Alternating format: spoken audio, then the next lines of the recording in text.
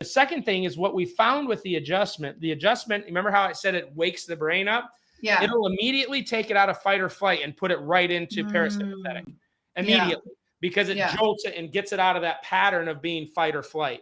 Again, another reason why if you've ever had a good chiropractic adjustment, you just immediately are like, wow. I think I've never had a good one. Well, then we need to give you a good one because it really will. Like, it's unbelievable how quickly your body just stops and just sits there for a moment and absorbs. And that's where we can manage that stress state.